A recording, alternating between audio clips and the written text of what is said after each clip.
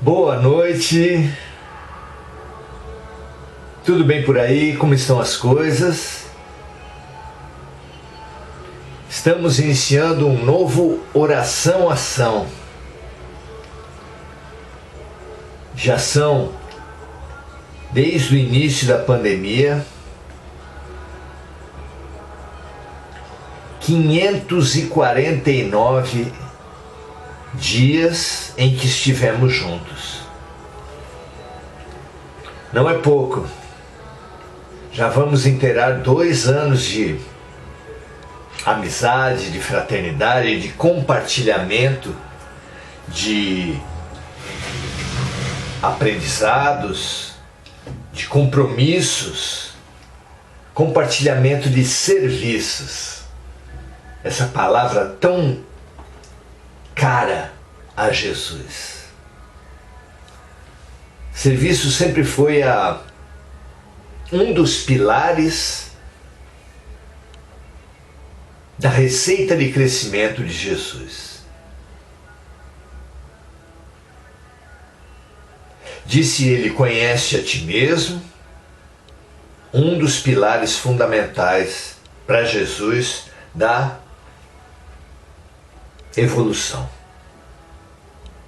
Disse ele: faça aos outros o que gostaria que os outros lhe fizessem, segundo o fabuloso pilar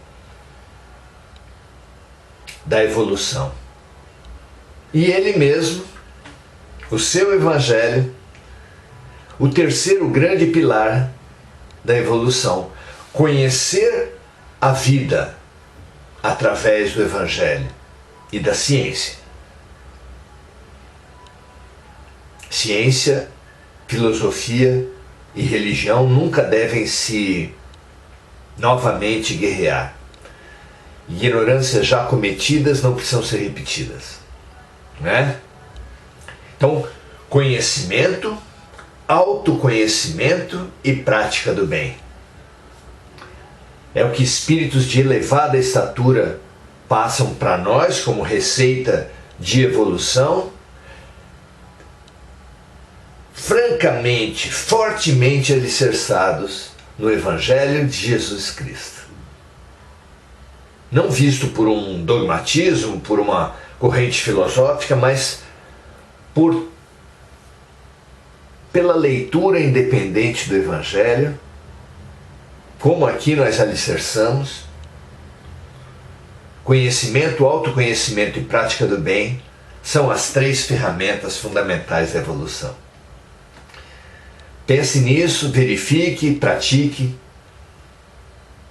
Sem dúvida aí está um fabuloso caminho, uma fabulosa receita, que nós modestamente exercitamos aqui. Não podemos dizer que praticamos aqui, porque a prática do conhecimento, do autoconhecimento e do bem não podem ficar circunscritas a uma missa, a uma reunião de centro espírita, a um culto evangélico. Chega dessa religiosidade praticada em poucos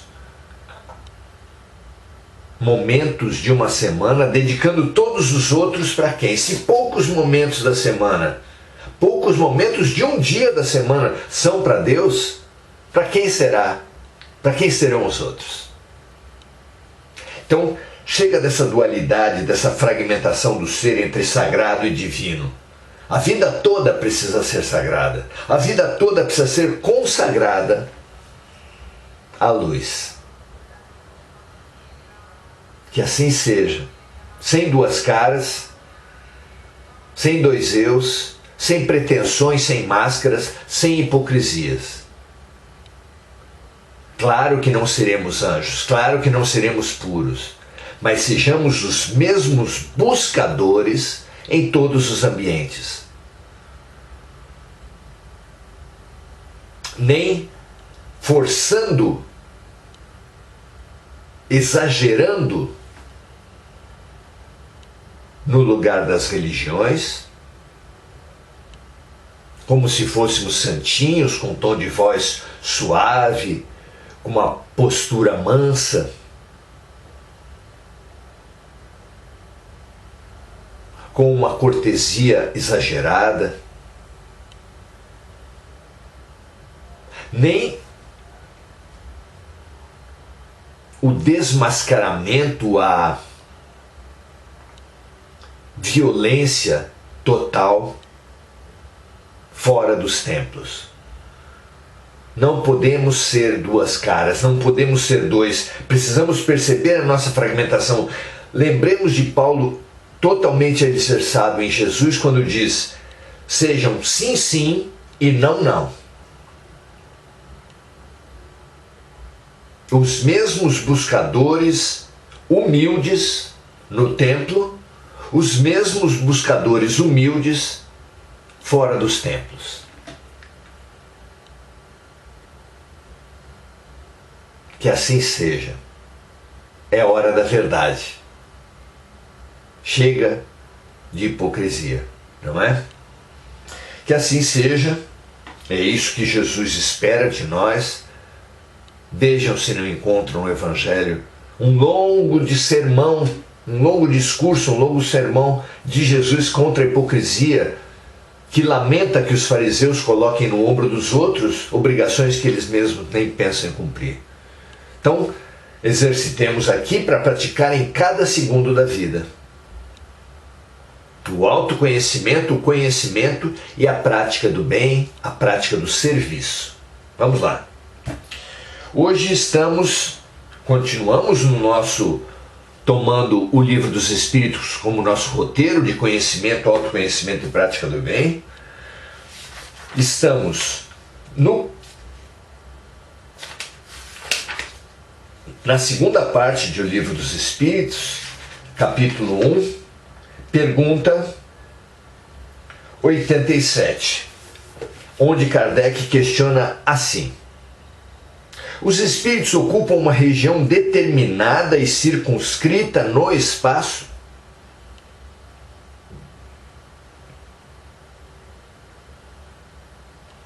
É muito interessante a pergunta, já que na teologia, na imaginação humana, imposta às multidões como verdade, que fazer? É que existem locais específicos para as criaturas humanas, se forem más no inferno, se forem boas no céu, se forem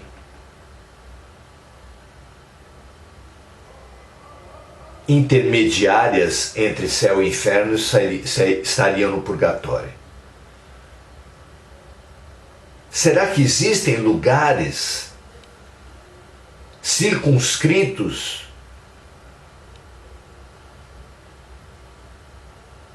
como as moradas dos espíritos? Quais são as moradas dos espíritos?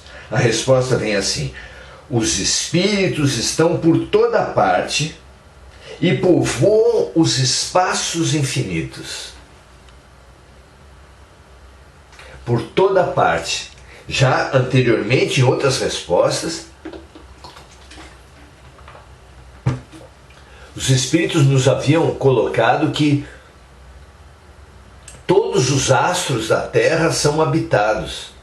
Claro que não, nem todos, por habitantes incorporados, por habitantes com corpos,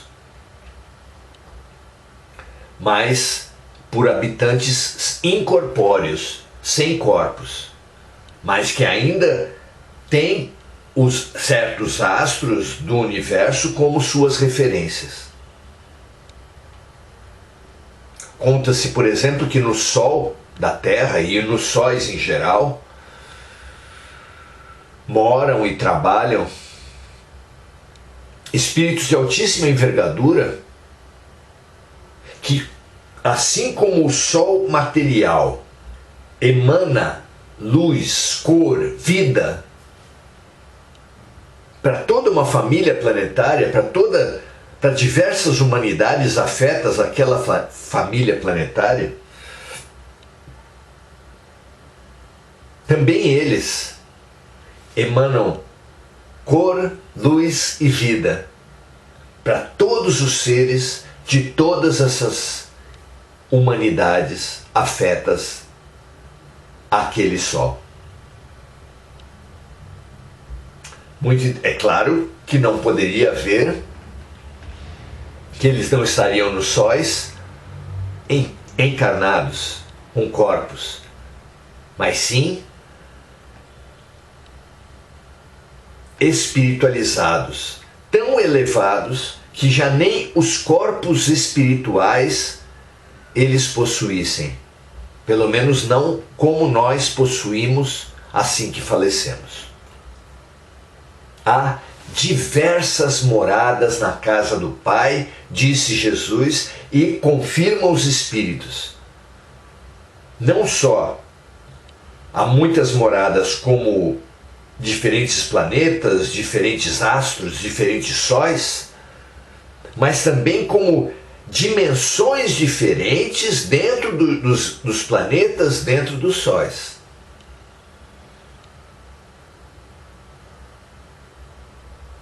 E a respeito disso, vamos então lembrar de uma explicação, ou da explicação que Jesus entendeu possível a respeito dessa questão das moradas na casa do Pai, a respeito dos locais de moradia dos espíritos.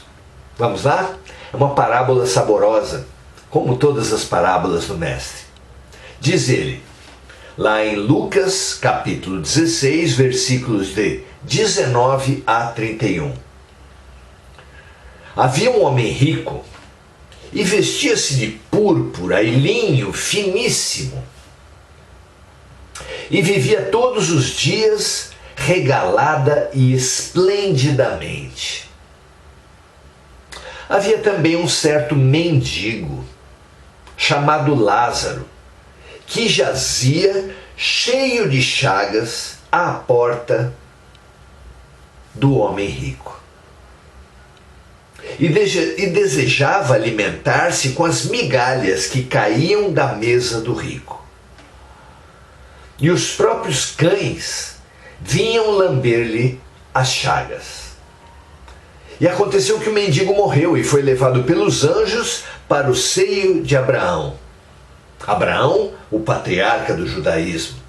Estar no seio de Abraão era uma maneira dos judeus se referirem a estarem nas melhores regiões do plano espiritual. Lázaro, o mendigo, então, quando morreu, foi levado para o seio de Abraão. E continua Jesus dizendo assim, e morreu também o rico, e foi sepultado. E no inferno ergueu os olhos, estando em tormentos, e viu ao longe Abraão e Lázaro no seu seio. E clamando disse, Pai Abraão, tem misericórdia de mim e manda a Lázaro que molhe na água a ponta do seu dedo e me refresque a língua, porque estou atormentado nesta chama. Disse, porém, Abraão, filho, lembra-te de que recebeste os teus bens em tua vida, e Lázaro somente males.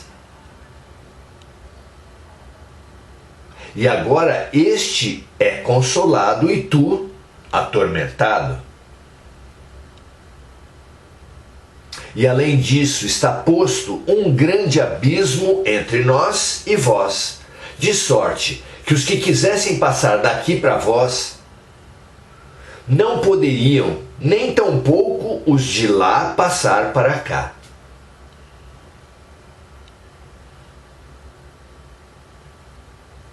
E disse ele, rogo-te, pois, ó Pai, que o mandes, disse o rico, o ex-rico, agora sofredor das regiões mais densas do plano espiritual. Rogo-te, pois, ó Pai Abraão, que o mandes à casa de meu pai, Pois tenho 5 irmãos para que lhes dê testemunho, a fim de que não venham também para este lugar de tormento. Disse Abraão: tem Moisés, eles têm Moisés e os profetas, que ouçam-nos. Afinal, os profetas, Moisés, já tinham falado dessa realidade. E disse-lhe ele: não, pai Abraão, mas se algum dentre os mortos fosse ter com eles, arrepender-se-iam. Porém Abraão lhe disse: se não ouvem a Moisés e aos profetas, tampouco acreditarão, ainda que algum dos mortos ressuscite. Veja quantos conteúdos numa parábola. E quanta informação, mesmo que limitada pelo conhecimento daquele tempo, mesmo que tenha sido completada pelas revelações dos Espíritos, Jesus já dava essa dimensão de diferentes lugares no mundo espiritual. E alguém pode dizer: mas não é a repetição do céu e do inferno? Certamente não. Em primeiro lugar, porque não se fala de castigos eternos aqui. Se fala de condições que os espíritos vivem após a morte. Lugares, moradas, por assim dizer. Não é? Voltemos então aqui para a resposta à pergunta 87. Os espíritos estão por toda parte e povoam os espaços infinitos. Muitos estão ao lado dos homens, observando-os e atuando sobre os seus pensamentos sem que eles percebam. Os espíritos são uma das forças da natureza. São os instrumentos de que Deus se serve para a execução das suas vontades. Porém, nem todos têm a liberdade de ir a toda parte, porque existem regiões interditadas aos menos adiantados. Olhem só.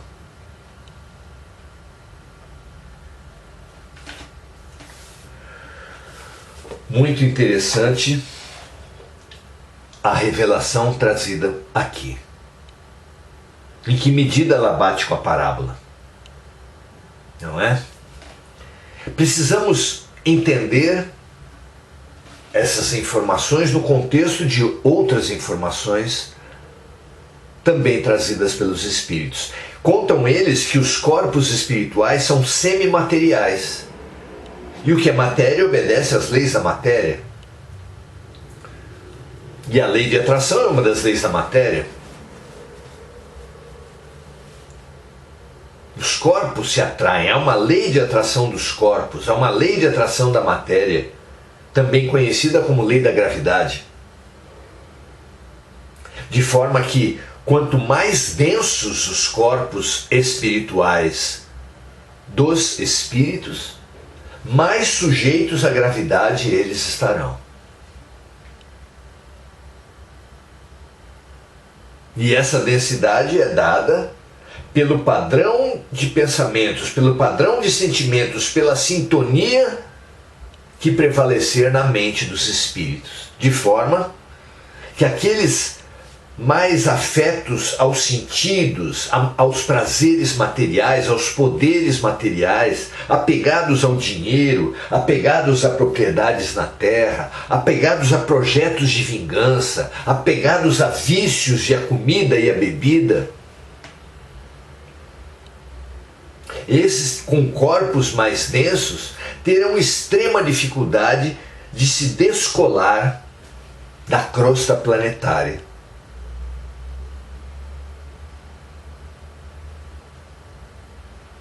não apenas porque não terão se identificado o fenômeno morte. Muitos deles acham ainda que vivem e ficam tentando interagir com as pessoas, se surpreendendo por não ser respondido, por não ser ouvido.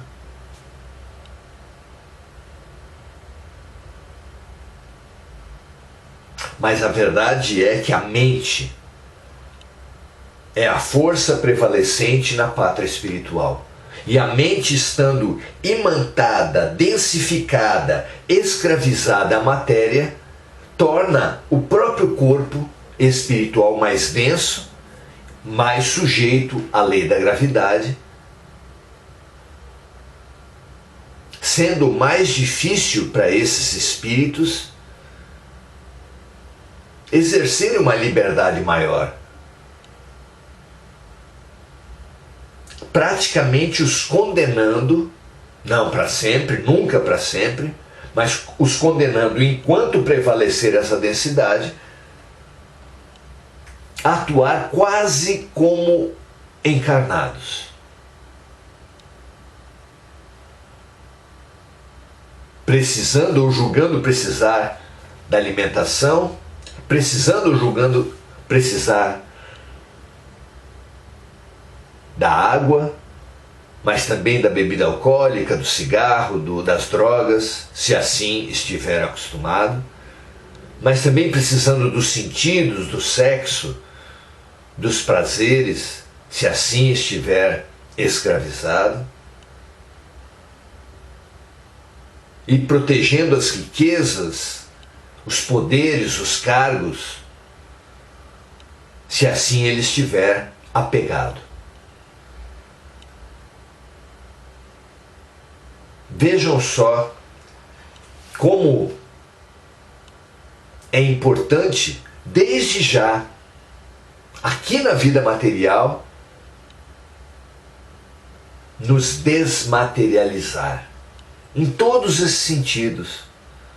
Viver uma vida de menor apego aos sentidos, ao corpo, sem que isso queira dizer que não podemos ter alegria com certos prazeres da carne, desde que nós estejamos efetivamente no controle, desde que isso não se torne um vício.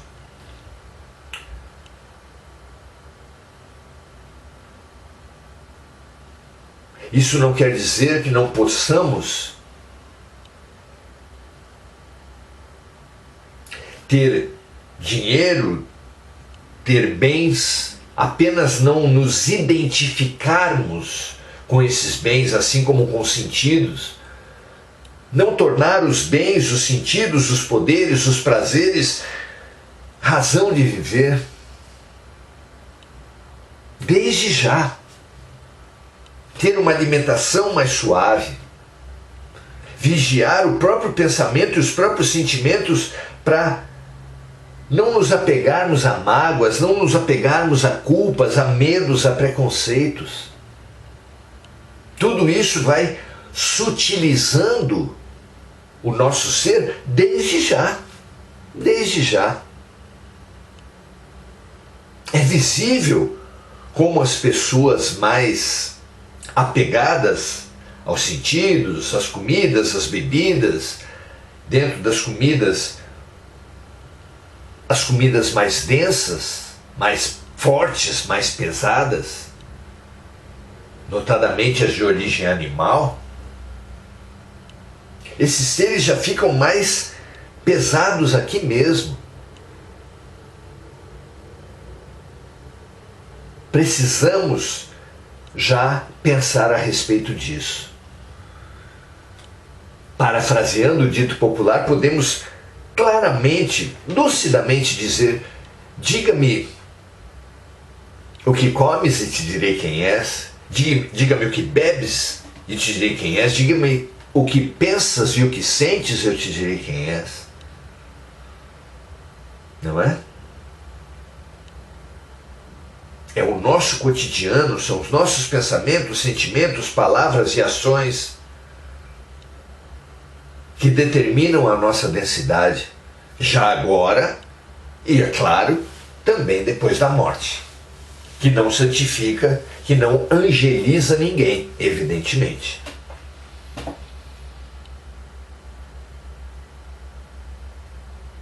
Então, o céu, se você preferir a designação simbólica, não como ócio eterno. O inferno, da mesma forma, de uma maneira simbólica, nunca castigos eternos, mas sim, o céu e o inferno de cada um é construído dia a dia. As moradas espirituais aqui faremos jus são construídas por nós em cada dia da vida encarnada. Lembremos a maravilhosa história de Nosso Lar, de André Luiz, que nos conta, na verdade ele não diz, mas os espíritos revelaram depois, que ele foi Carlos Chagas, um dos mais famosos, notáveis pesquisadores da medicina da saúde no Brasil, que deu seu nome para uma descoberta fundamental que ele coordenou, da cura do mal de Chagas. Um mal que matava muita gente ao início do século passado no Brasil. Então note-se, além de descobrir uma cura tão importante, de libertar um país e o mundo de uma doença terrível, além de praticar a caridade no sentido de fazer consultas grátis aos pobres, naquele tempo não havia sistema de saúde,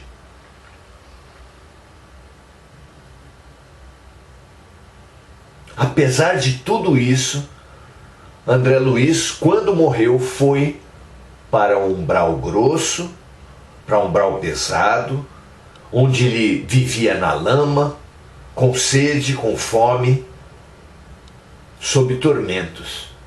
E por que isso? Porque, como cientista, como homem do seu tempo, era afeto à frequência de lugares voltados aos prazeres da carne, muito densos. Ele mesmo desenvolvia esses prazeres não apenas no sexo comercializado, mas também na comida, na bebida, nos vícios.